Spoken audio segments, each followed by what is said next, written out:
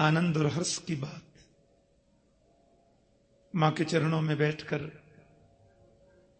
गोविंद की पावन क्रीड़ा स्थली में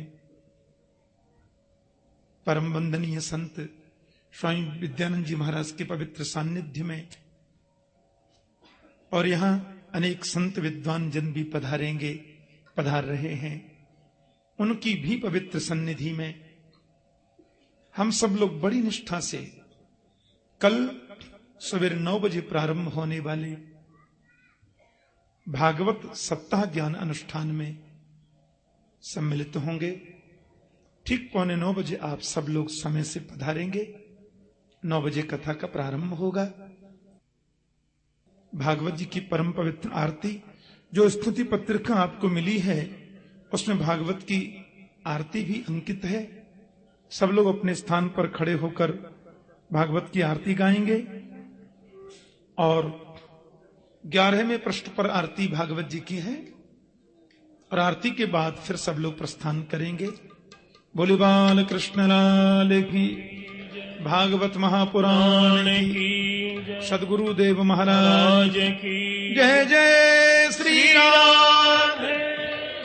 आरतीयत पावन पुराण की, आरतीयत पावन पुराण की, ये धर्म भक्ति विज्ञान खान की, धर्म भक्ति विज्ञान खान की, महापुराण भागवत निर्मल, महापुराण भागवत निर्मल, सुख मुख विगलित निगम कल्प फल, सुख मुख विगलित निगम कल्प फल, परमानंद सुधारसमय कल, परमानंद सुधारसमय कल, लीला रत रस रस निधान की, लीला रत रस रस निधान की, आरतीयत पावन पुराण की, आरतीयत पावन पुराण की, कलिमल मथन त्रिताप निवारिणी, कलिमल मथन त्रिताप निवारिणी, जन्म मृत्युमय भवो भयहारिणी, जन्म मृत्युमय भवो भयहारिणी, सेवत सतत सकल सुखकारिणी, सेवत सतत सकल सुखकारिणी, तुम औषधि हरि चरित गान के, तुम औषधि हरि चरित गान के, आरतीयत पावन पुराण की, आरतीयत पावन पुराण के, विषय विलास विमोह विनाशिनी, विषय विलास विमोह विनाशिनी, विमल विराग विवेक विकासिनी, विमल विराग विवेक विकासिनी, भगवत रहस्य प्रकाशिनी, भगवत रहस्य प्रकाशिनी, परम ज्योति परमात्म ज्ञान की, परम ज्योति परमात्म ज्ञान की, आरतीयत पावन पुराण की, आरतीयत पावन पुराण की, परमहंस मुनि मन उल्लासिनी, परमहंस मुनि मन उल्लासिनी, रसिक हृदय रस रास विलासिनी, रसक हृदय रस रास विलासिनी, मुक्ति मुक्ति रति प्रेम सुदासिनी, मुक्ति मुक्ति रति प्रेम सुधासिनी, कथा किंचन प्रिय सुजान की, कथा किंचन प्रिय सुजान के, आरतीयत पावन पुराण की, आरतीयत पावन पुराण के। ओम देवहौ शांति शान्तिरन्तरिक्षं शान्तिः पृथिवी शान्तिरापः शान्तिरोगधयः शान्तिः वनस्पतयः शान्तिर्विश्वे देवाः शान्तिर्ब्रह्म शान्तिः सर्वगं शान्तिः शान्तिरेव शान्तिः सामा शान्तिरेधे हरिः ॐ यज्ञेन यज्ञमयजन्त देवा तानि धर्माणि प्रथमान्यासन्न ते हनाकं महिमानः सचन्द यत्र पूर्वे साध्याः सन्ति देवाः ॐ एकदन्ताय विद्महे वक्रतुण्डाय धीमहि तन्नो दन्ति प्रचोदयात् ॐ महादेव्यै च विद्महे सर्वशक्त्यै च धीमहि तन्नो देवी प्रचोदयात् ॐ नारायणाय विद्महे वासुदेवाय धीमहि तन्नो विष्णु प्रचोदयात् ॐ महालक्ष्म्यै च विद्महे विष्णुपत्न्यै च धीमहि तन्नो लक्ष्मी प्रचोदयात् सेवन्तिका बकुलचम्पकपाटलाब्जे पुन्नागजात करवेररसाल पुष्पे बिल्वप्रवाल तुलसे दलमञ्जरेभे त्वां पूजयामि जगदीश्वर मे प्रसीद नानासुगन्ध पुष्पाणि यथा कालोद्भवानि च पुष्पाञ्जलिर्मया दत्तो गृहाण परमेश्वर मंत्र पुष्पाञ्जलिं समर्पयामि पुराण पुरुषोत्तमाय नमः। बोलिए भागवत भगवान की, व्यास भगवान की, पूज्य श्री ठाकुर जी महाराज की।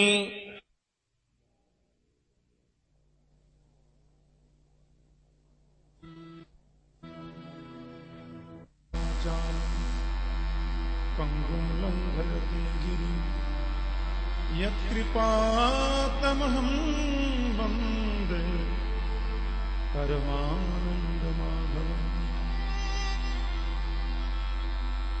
अज्ञानतिमिरान्धस्य ज्ञानाञ्जनशलाकया चक्षुरुन्मीलितं येन तस्मै श्रीगुरवे नमः। प्रातः कालीन स्तुति मेरी सुन बड़ी श्रद्धा और बड़ी भावना से आप सब लोग आएंगे। स्तुति पत्रिका आपके पास में है। प्रातः कालीन स्तुति श्री गोविंद दामोदर स्तोत्रम का हम सब लोग पाठ करेंगे बड़ी श्रद्धा से।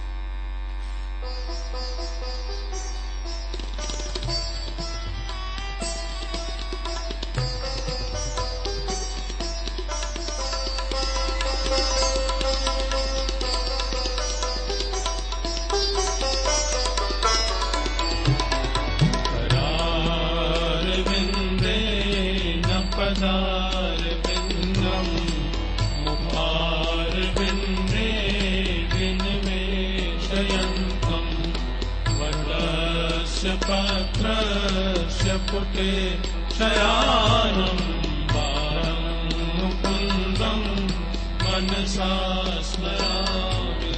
श्रीकृष्ण गोविन्द हरे मुरारे नाथ नारायण वासुदेव युवे पिबस्वागत में देव गोविंद दामोदर माधवेति गोविंद दामोदर माधवेति।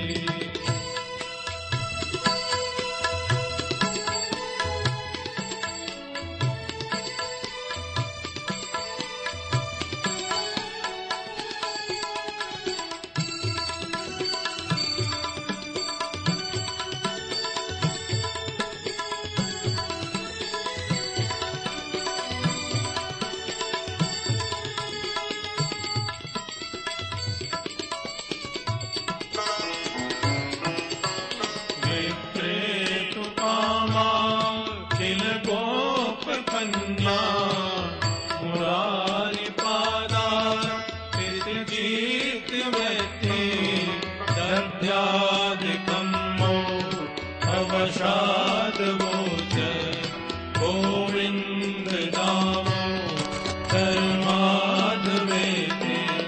गृहे गृहे गोपवधू कदम्बा सर्वे मिलित्वा समवाप्य योगम् पुण्यानि नामानि पठन्ति नित्यम् गोविन्द नामो धर्माधवेति गोविन्द नामो धर्माधवेति सुखं शयाना निलये निजेति नामानि विष्णो प्रवदन्ति मर्त्या ते श्रितं तन् मयथां व्रजन्ते गोविन्द नामो धर्माधवेति जिह्वे सदैव भज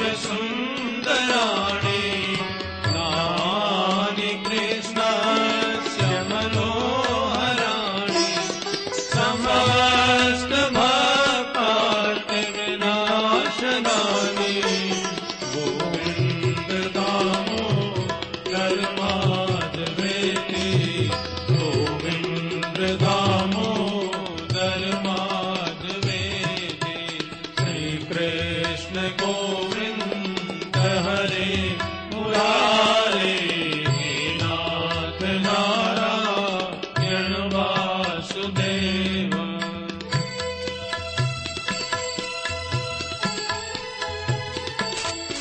हरि बोल।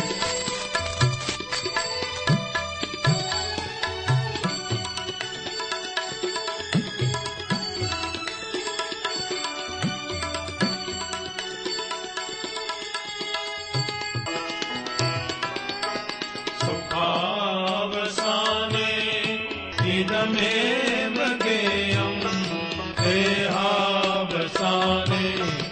इदमेव जाप्यम् गोविन्द नामो धर्माधवेति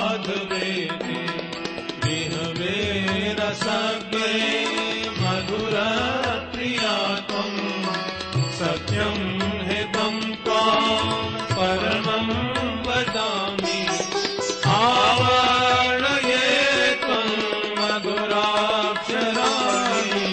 गोविन्द नामो धर्माधवेति गोविन्द नामो धर्माधवेति स्वामेव याचे मम देहि जिह्वे समागते गन्धधरे कृतान्ते वक्तव्यमेवम् मधुरं सुभक्त्या गोविन्द नामो धर्माधवेति श्रीकृष्ण राधा गोकुलेश गोपाल गोवर्धननाथ विष्णु जिह्वे पिब स्वामृतमेतदेव गोविन्द नामो धर्माधवेति गोविन्द नामो धर्माधवेति हे कृष्ण हे यादव हे सखेति हे कृष्ण हे यादव हे सखेति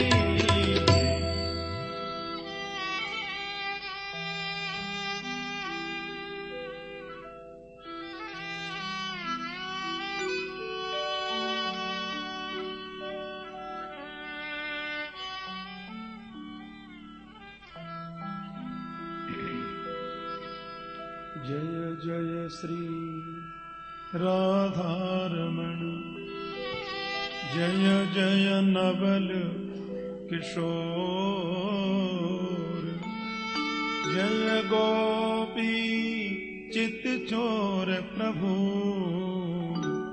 जय जय माखन चोर।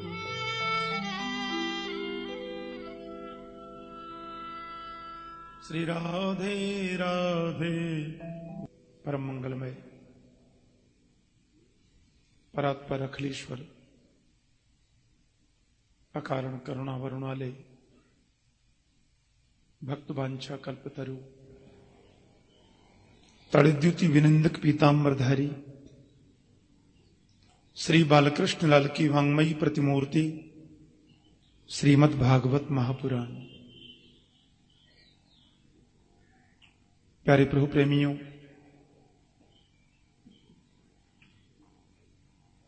मंच पर आसीन परम वंदनीय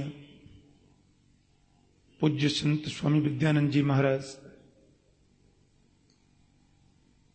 समुपस्थित समस्त संत जन, भक्त वृंद, भक्तिमती माता और बहनें, श्री श्री मां कात्यायनी जी की महती कृपा से, राधा माधव की दिव्य अनुकंपा से, माता की पवित्र सन्निधि में भक्ति ज्ञान वैराग्य त्रिसंगम श्रीमद् भागवत ज्ञान यज्ञ का आज यहां शुभारंभ होने जा रहा है।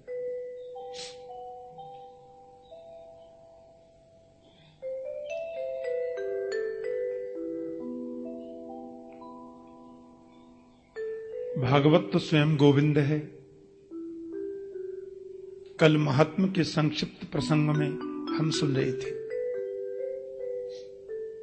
गोविंद भागवत और भागवत गोविंद। तेनेयं वांग्मयी मूर्ति प्रत्यक्षा वर्तते हरे। लेकिन एक बड़ी विचित्र बात आपसे कहूं, दुनिया के किसी भी ग्रंथ का प्रारंभ करते हैं तो उसमें पहले मंगलाचरण होता है और ग्रंथ के प्रारंभ के मंगलाचरण में किसी देव विशेष की स्तुति की जाती है। कहीं राम की स्तुति, कहीं कृष्ण की स्तुति, कहीं गोविंद स्तुति, कहीं दुर्गा माता की स्तुति। मुझे लगता है श्रीमद्भागवत विश्व का ऐसा विचित्र ग्रंथ है जिसके शुभारंभ में किसी देव की स्तुति नहीं है। यह बड़ी विचित्र बात। महर्षि वेदव्यास ने भागवत के प्रारंभ में मंगलाचरण में किसी देव विशेष का नाम लेकर स्तुति नहीं की। रामचरितमानस हम लोग पढ़ते हैं, साल भर में एक राम कथा भी हम करते हैं। कभी कभी 2 दिन खाली स्तुति में निकलते हैं। गोस्वामी जी ने इतनी विचित्र स्तुति गाई है रामचरितमानस में। भवानी शंकरौ वंदे श्रद्धा विश्वास रूपिणौ याभ्याम विना न पश्यन्ति सिद्धाः स्वान्तस्थमीश्वरम। शंकर जी की वंदना, माता पार्वती जी की वंदना, फिर सदगुरुदेव की वंदना, फिर संतों की वंदना, ब्राह्मणों की वंदना।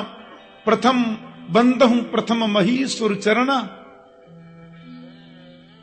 उसके बाद में अयोध्या की वंदना, उसकी गलियों की वंदना, सरजू जी की वंदना, महात्मा दशरथ की वंदना, तीनों रानियों की वंदना, चारों पुत्रों की वंदना, चारों पुत्र वधुओं की वंदना, जनक महाराज की वंदना, परिवार की वंदना, फिर चोरों की वंदना, जेब कतरों की वंदना, दुष्टों की वंदना, डाकुओं की वंदना, निंदा करने वालों की वंदना। आप देखें रामचरितमानस में छोटे चोर, बड़े चोर और डाकू सबकी वंदना। दुनिया की जो निंदा करते हैं उनकी वंदना तो ऐसी सुंदर की है। बोले निंदा करने में जिनके एक मुख 1000 शेषनाग के मुख जैसे हो जाते हैं, मैं उनको प्रणाम करता हूं। दूसरों की निंदा सुनने में जो पृथु महाराज के समान 10,000 कानों की शक्ति रखते हैं, मैं उनको प्रणाम करता हूं। हाँ, अंत में कह दिया सीय राममय सब जग जानी, करहु प्रणाम जोर जुग पानी। अरे जलचर थलचर नभचर नाना, जे जड़ चेतन जीव जहान, कोई छोड़ा ही नहीं बाबा ने, सबकी स्तुति। लेकिन भागवत के प्रथम श्लोक में मंगलाचरण में किसी देव की स्तुति नहीं है। न राम की वंदना और न कृष्ण की वंदना, न भगवान शिव की वंदना, न किसी देवी विशेष का नाम लेकर की गई वंदना। और ये बड़ी विचित्र बात है। भागवत के प्रथम श्लोक में महर्षि वेदव्यास ने वंदना किसकी गई, आइए हम लोग श्रवण करें। जन्माद्यस्य तोन्वयादितरतश्चार्थे स्वभिज्ञ स्वराट, तेने ब्रह्म हृदय आदि कवये मुह्यन्ति यत्सूरयः, तेजो वारिमृदां यथा विनिमयो यत्र त्रिसर्गो मृषा,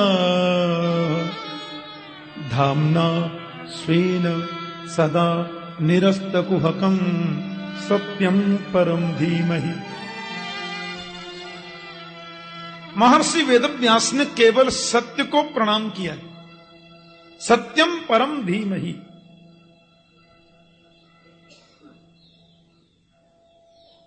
यतः परमात्मन सकाशात अस्य विश्वस्य जन्मादिर्भवति,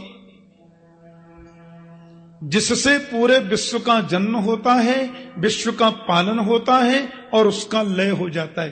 किससे? नाम नहीं लिया। बोलो जय श्री कृष्ण। जो स्वराट है, स्वेनैव राजते इति स्वराट, जो अपने स्वरूप में प्रतिष्ठित रहता है, जो हिरण्यगर्भ या ब्रह्मा नहीं है, प्रत्युत ब्रह्मा को भी जिन्होंने वेदार्थ ज्ञान का प्रतिपादन करके बताया। कैसा वेदार्थ ज्ञान? यत सूरयः अपि मुह्यन्ति, जिसमें बड़े बड़े सूरी लोग भी मोह को प्राप्त होते हैं। विश्वामित्र प्रवृत्ति आदि महामनीषी, बड़े बड़े तत्वज्ञ ऋषि भी जिसे नहीं समझ पाते, उस वेदार्थ ज्ञान का प्रतिपादन जिसने करके बताया। जैसे तेजों में, सूर्य रश्मियों में कभी कभी जल की भ्रांति हो जाती है और जल में भी कभी कभी स्थल का भ्रम हो जाता है, उसी प्रकार यह जागृत स्वप्न सुषुप्ता रूपा सृष्टि उसकी अधिष्ठान सत्ता की वजह से सत्यवत प्रतीत होती है। सत्य है नहीं, पर सत्य जैसी लगती है। ध्यान से सुनना। माया और माया के कार्यों से जो सर्वथा परे है, सर्वथा भिन्न है, बिल्कुल अलग है, न उस पर माया का असर, न माया के किसी कार्य का असर, जो त्रिगुणातीत है, उस परम सत्य को हम प्रणाम करते हैं, उस सत्य की हम वंदना करते हैं। वयम सर्वे ध्यायेमः, हम सब उसका ध्यान करते हैं।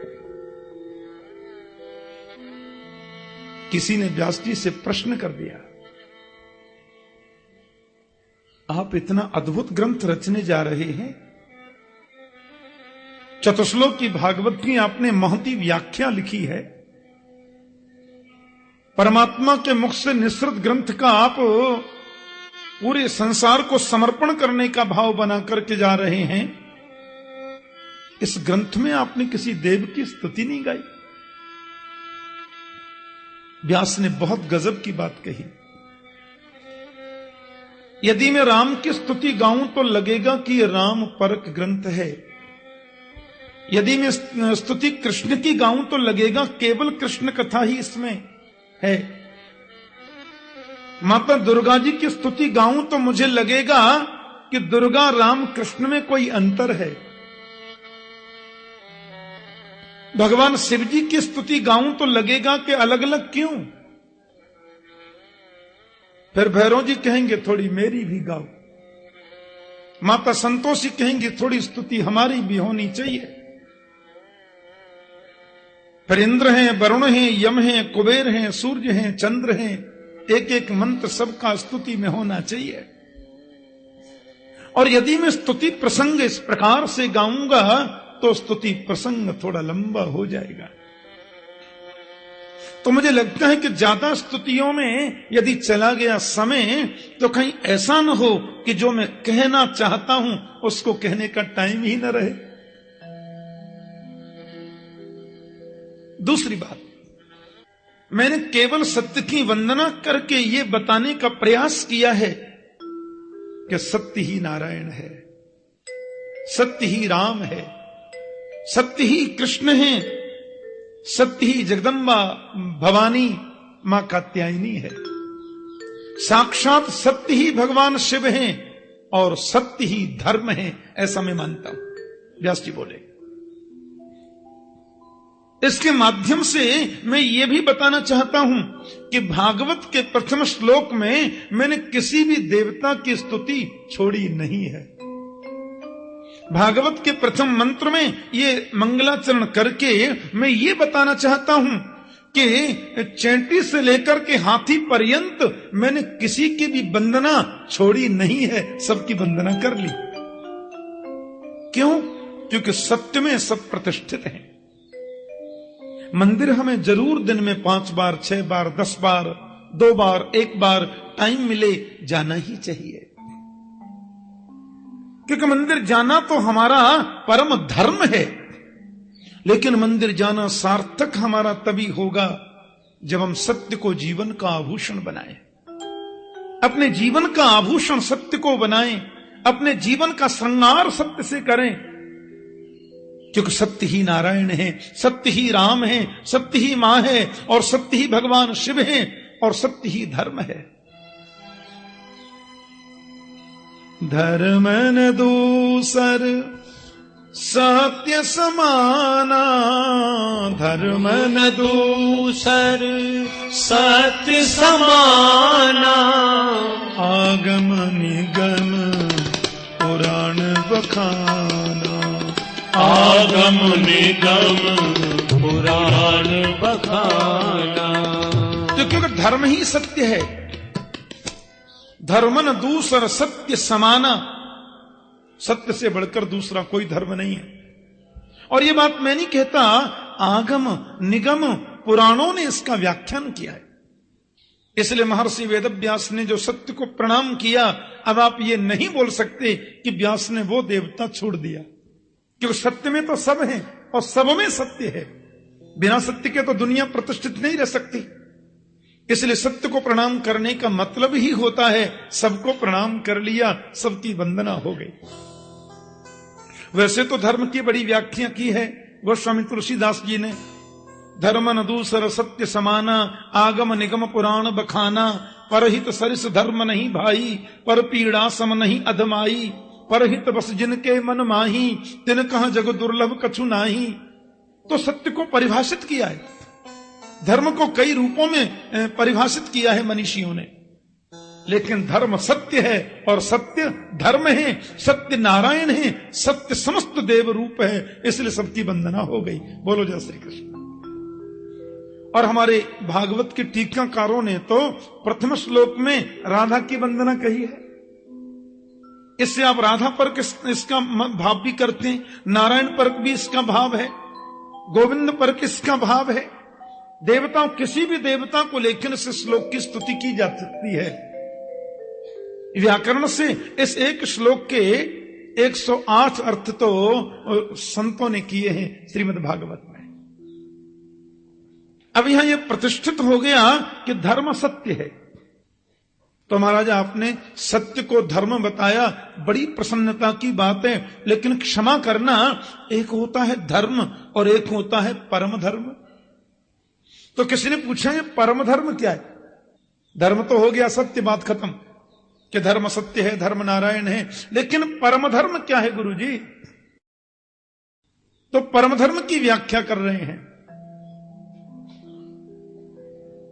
धर्म प्रोज्झित कैतवोत्र परमो निर्मत्सराणां सतां वैद्यं वास्तवमत्र वस्तु शिवदं तापत्रयोन्मूलनम्।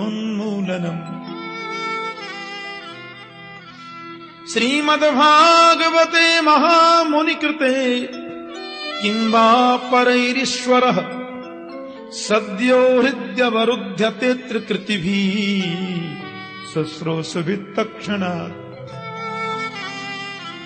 व्यास जी ने बड़े सुंदर भाव में कहा, भैया धर्म है सत्य और परम धर्म है कृष्ण की कथा। बोलो जय श्री कृष्ण। परम धर्म है गोविंद कथा। धर्म प्रोज्झित कैतवोत्र परमो, निष्कपटी जो ऋषि हैं, निष्कामी जो संत हैं, निर्लोभी जो महापुरुष हैं, उनके द्वारा जानने योग्य परम धर्म है कृष्ण कथा, भागवत कथा। किसी ने पूछ लिया क्यों जी कथा है कैसी? बोले शिवदम शिवम कल्याणम ददातीति शिवद।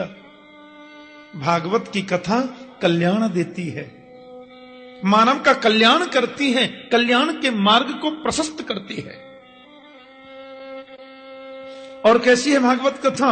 बोले तापत्रयोन्मूलनम, तीनों प्रकार के तापों का उन्मूलन करती है, तापों को नष्ट करती है। कैसा भी ताप क्यों न हो, संसार के जितने भी ताप हैं उन समस्त तापों से तो इसको नष्ट करती ही है, तापों का विनाश करती ही है, त्रिताप को भी मिटाती है। आध्यात्मिक ताप भी यदि है, आदि दैविक ताप भी यदि है, तो उनको भी नष्ट करती है आदि भौतिक के साथ में। एक और बात, अब आप ये बात बड़े ध्यान से सुनना। नियम से हम लोग कथा का श्रवण करें। अरे संसार के काम तो रोज होते रहते हैं, ठंडी क्या ओले भी पड़े, तो भी कथा तो नियम से होनी चाहिए, नियम से सुनना चाहिए। हम यदि नियम से कथा श्रवण कर रहे हैं बिल्कुल श्रद्धावनत होकर, तो हमसे बड़ा बड़भागी कौन हो सकता है? और अभी हमने कथा सुनी नहीं थी, 8:45 बजे थे, और 8:45 बजे और आपने घड़ी देखी और मन में सोचा अरे ठाकुर जी ने कल कहा था कि कथा 9 बजे शुरू हो जाएगी, जल्दी करो। आप तुरंत दौड़े, घर से भागे। अभी आप आए भी नहीं, मंडप में आप पहुंचे नहीं, केवल कथा सुनने का आपने संकल्प लिया कि 8:45 बज गया, हमको कथा में पहुंचना है। तो भागवत में लिखा है कि जिस समय कथा सुनने का मन में संकल्प हम लेते हैं, उसी समय गोविंद हमारे हृदय में प्रकट हो जाते हैं। बोलो जय श्री कृष्ण। ऐसा लिखा है, सद्यो हृदयम रुध्यते कृति भी शुश्रूष भी तक्षणात्। श्रोतुम इच्छ भी, अभी सुनने की केवल इच्छा जगी है, हम पहुंचे नहीं है। तो जिस समय सुनने की इच्छा हृदय में जगी, सद्य हृदय हरि अवरुध्यते, उसी समय भगवान हृदय में अवरुद्ध हो जाते हैं। ऐसा व्यास जी बता रहे हैं। सद्यो हृदय अवरुध्यते कृति भी शुश्रूष भी तक्षणात्। 7 दिन नियम से सुन ले, इससे बड़ा सद्भाग्य तो हमारा क्या हो सकता है? हैं? एक शब्द भी भागवत का कान में पड़ जाए तो पवित्र प्रवेश कर जाता है। 7 दिन सुन ले, इससे बड़ी बात और क्या है?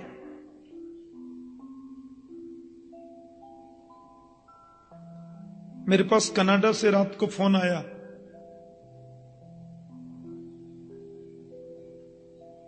बोले ठाकुर जी हम भागवत कथा सुनने वृंदावन आ रहे हैं। कनाडा में जो हमारी कथा का ऑर्गेनाइज करते हैं,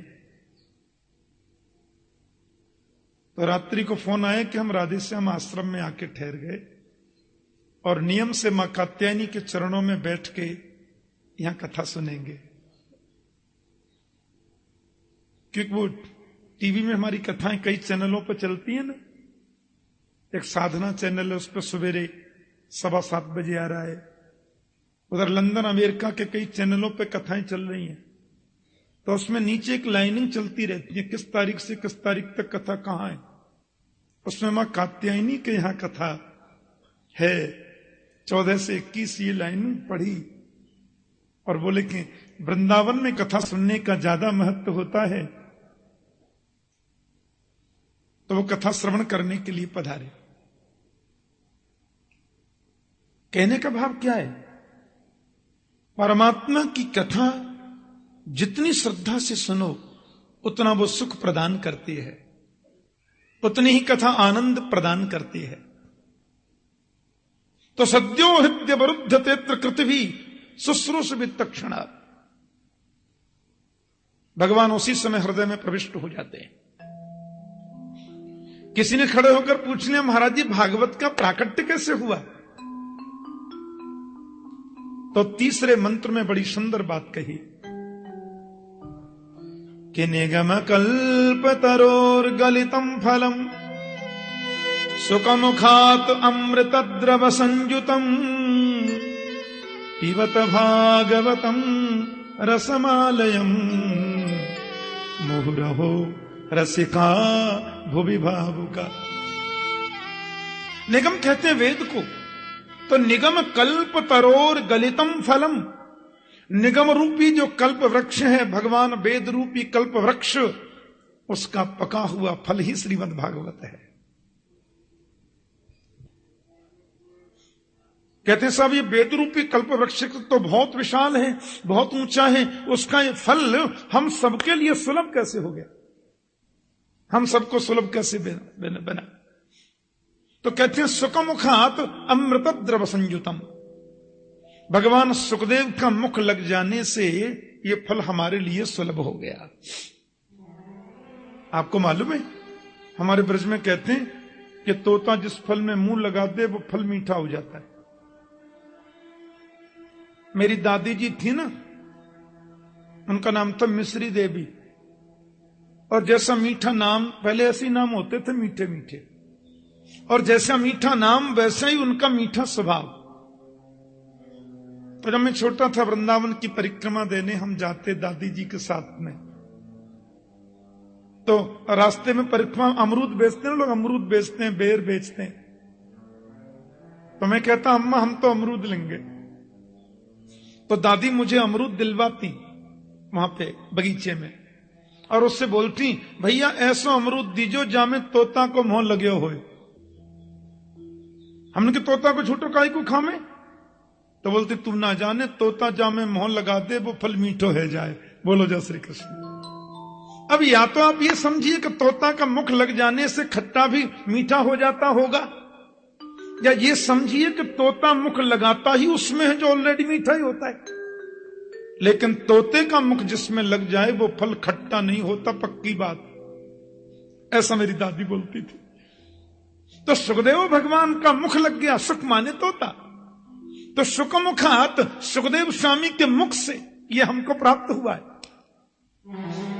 अरे महाराज बड़ी खुशी की बात है, बहुत बढ़िया वृक्ष बता दिया वेद भगवान, बहुत सुंदर उसका फल है गुरुजी, बहुत आनंद की बात है, पर अब ये और बता दो उसमें छोड़ क्या दें? व्यासी बोले क्या मतलब? अजी फल में तो गुठली होती है, छिलका होता है, कोई भी जानकार आदमी गुठली छिलका खाता ही नहीं। गुठली छिलका खाता है कोई? तो भागवत को आपने फल बता दिया, अब हम उस फल को खाने जा रहे हैं, तो ये बता दो इसमें गुठली क्या है, छिलका क्या है, उसको पहले ही निकाल के रख दें अलग।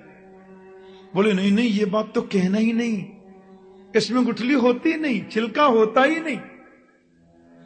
तो महाराज जी बिना गुठली का छिलके ये फल कैसा? बोले अमृत द्रव संयुतम, इसमें तो अमृत भरा है, इस फल में तो केवल अमृतत्व भरा है, ये अमर बनाता है, अमृत इसमें भरा है। बोले महाराज जी वो अमृत कैसा है? अमृत का जरा रूप कैसा है? द्रवो मोक्ष, इसमें मोक्ष रूपी अमृत भरा है। अमृत द्रव संयुतम, इसमें अमृत है, द्रव माने मोक्ष से युक्त अमृत है। आहा, तो महाराज जी फिर हम लोग करें क्या? बोले पिबत भागवतम रसमालयम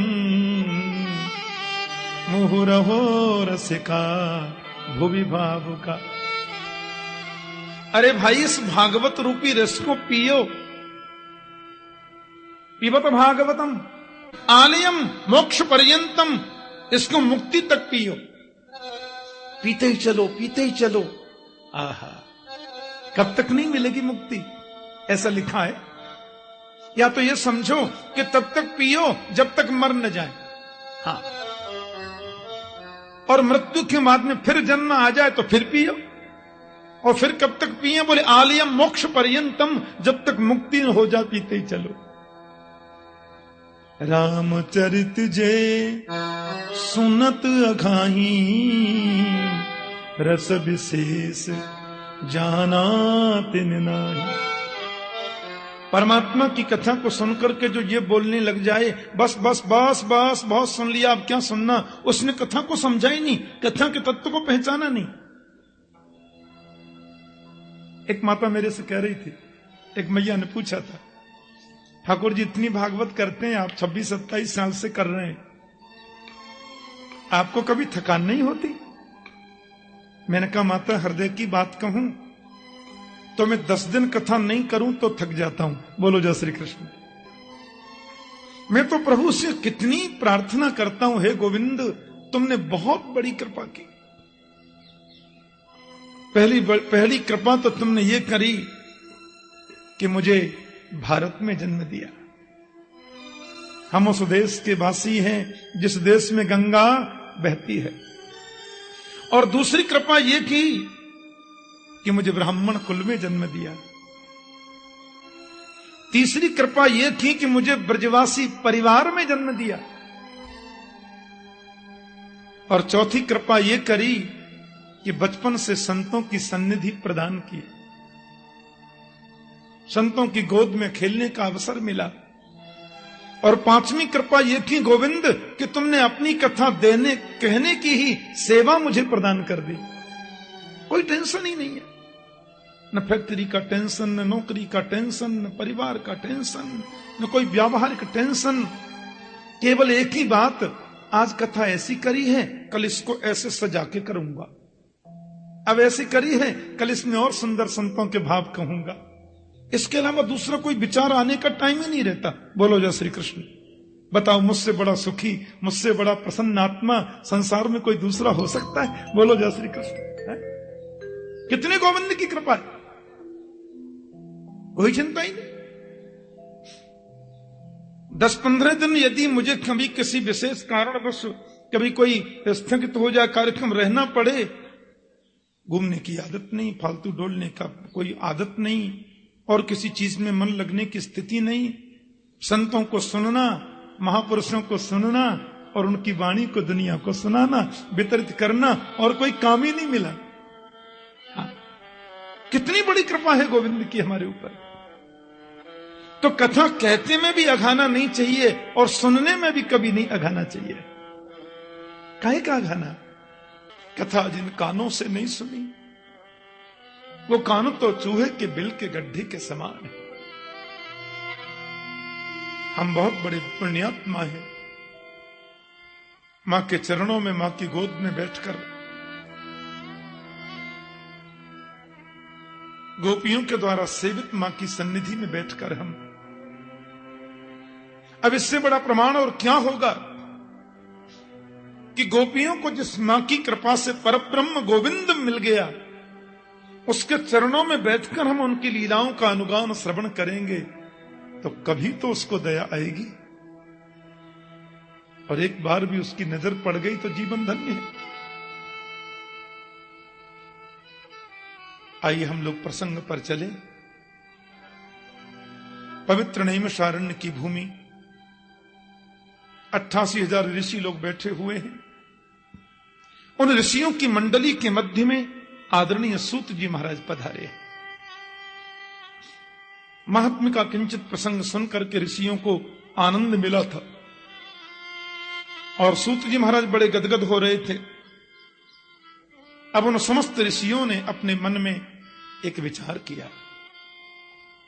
आप जरा विचार करके देखो कितना सुरम्य वातावरण रहा होगा।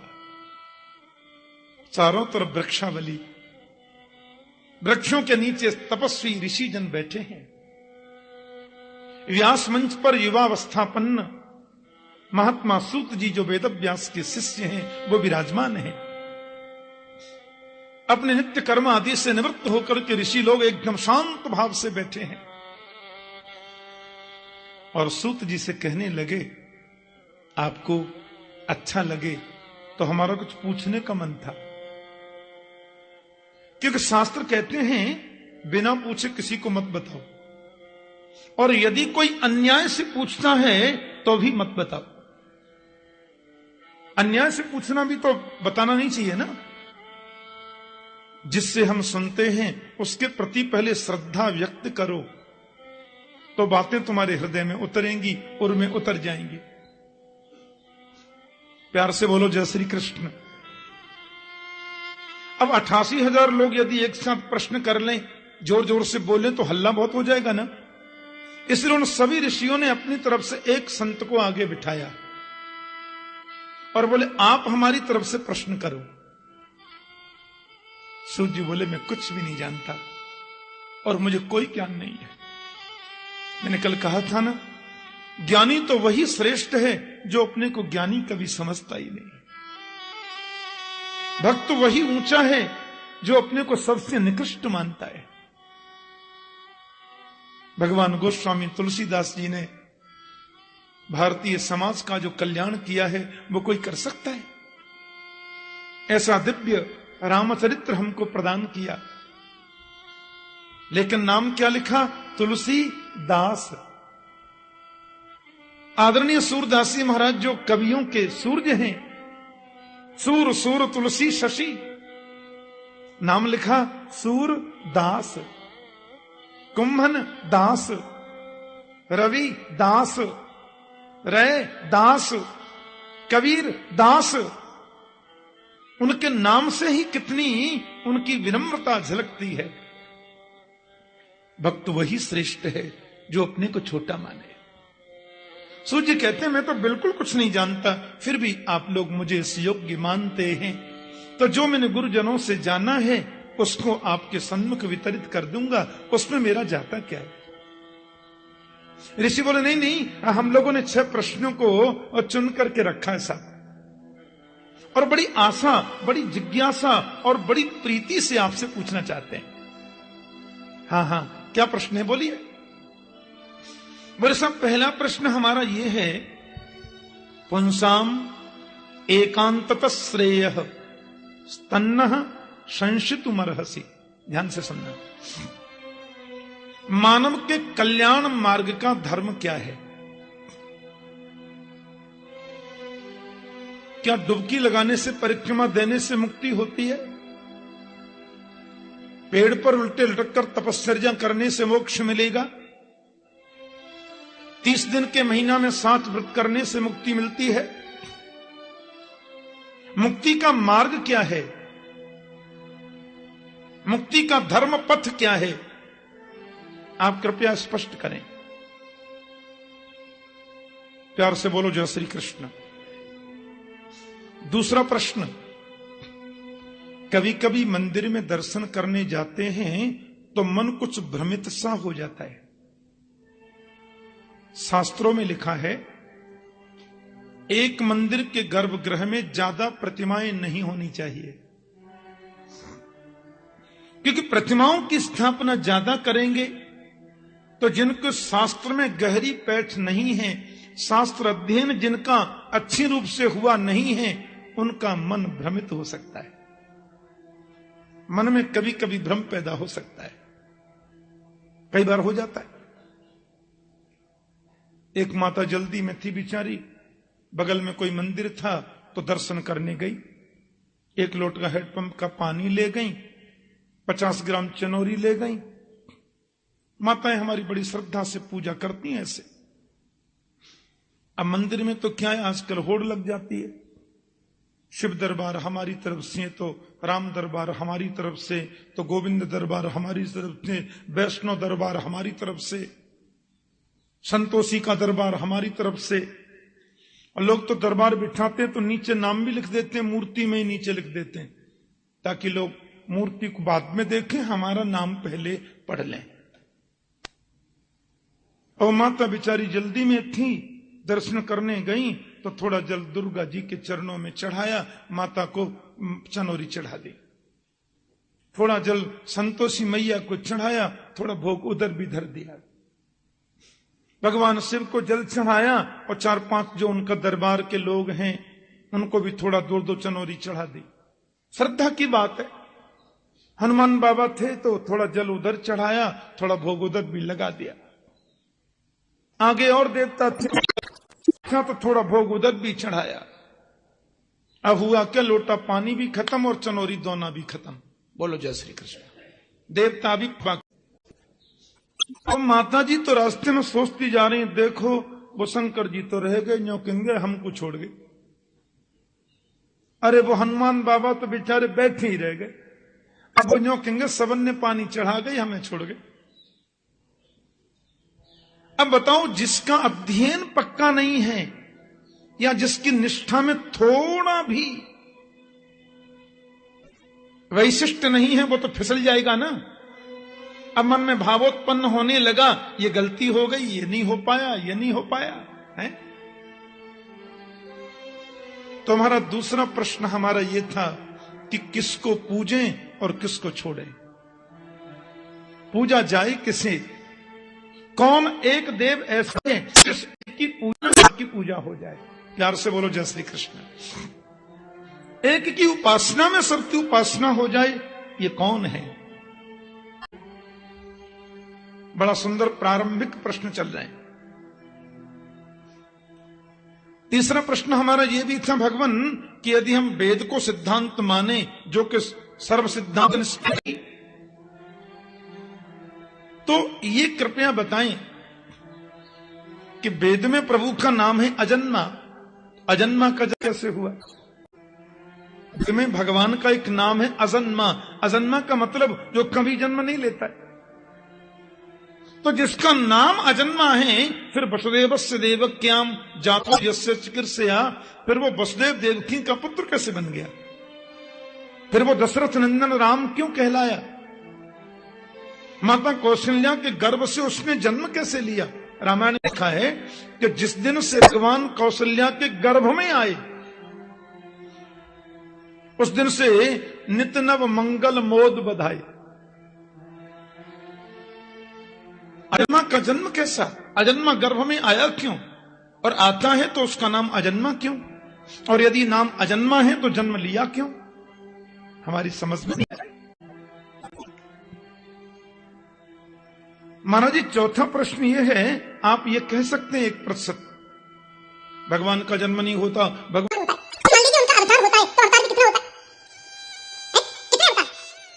कोई कहते हैं भगवान के 2 अवतार, कोई बोलते हैं 20 अवतार, कोई बोलते हैं 24 अवतार, संत कहते हैं हरि अनंत, हरि कथा अनंता। हम क्या माने? एक दिन बेंगलोर में कहीं भक्तों ने अपने घर बुलाया, कथा के बाद में जब मुझे बुलाया तो वहां एक कैसेट चल रही थी। मैं बैठकर कैसेट सुनने लगा, बहुत लोग थे। उस कैसेट में कीर्तन आ रहा था कि रघुपति राघव राजाराम पतित पावन आसाराम। मैंने कहा ये बड़े संशोधित कीर्तन है, पहले गलती हो गई थी तुलसीदास जी से, अब इसको सही कर दिया है हमने। बोलो जय श्री कृष्ण। कर लो बात, पतित पावन आसाराम, जहां 2-4-5 करोड़ रुपए हुए, 10-20 हजार चेला चेली हुए, भगवान से नीचे तो कोई बनता ही नहीं। कितने भगवान?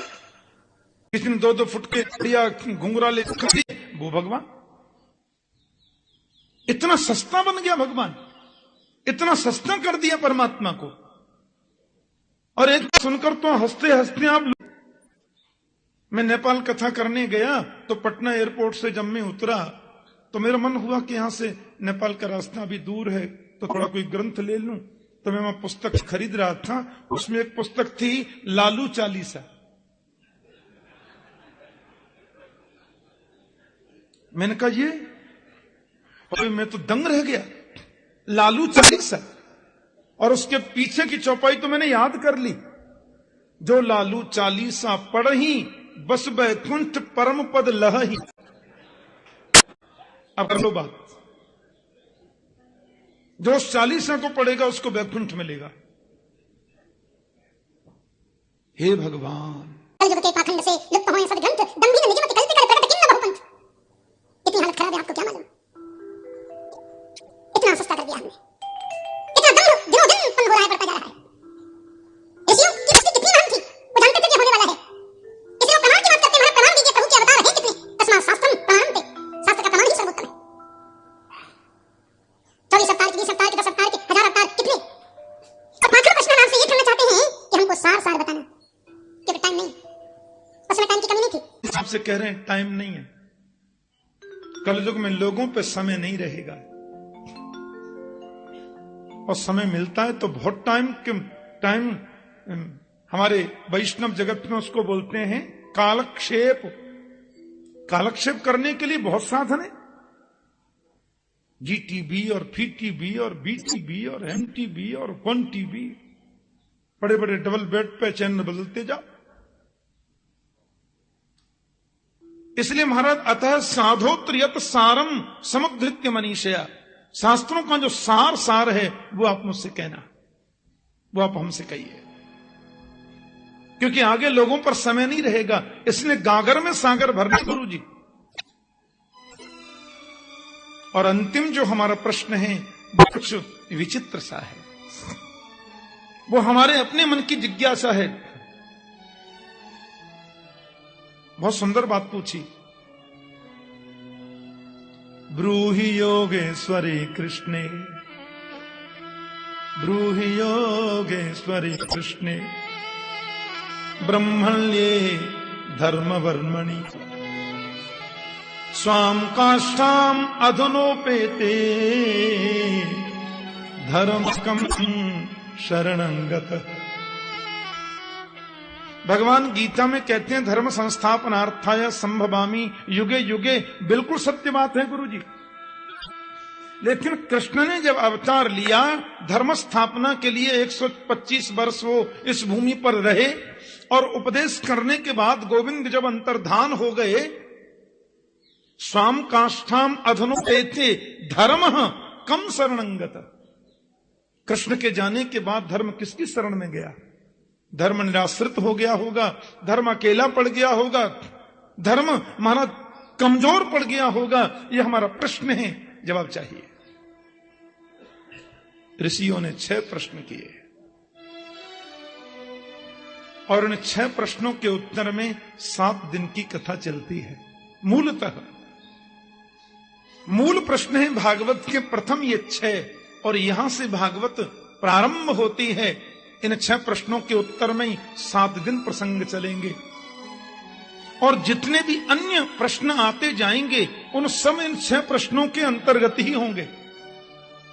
चाहे वो कपिल देवहूति संवाद हो, चाहे वो युधिष्ठिर नारद संवाद हो, चाहे प्रहलाद असुर बालकों का संवाद हो, चाहे विदुर मैत्रेय संवाद हो, चाहे नवयोगेश्वर संवाद हो, और चाहे अंत में कृष्ण उद्धव संवाद हो।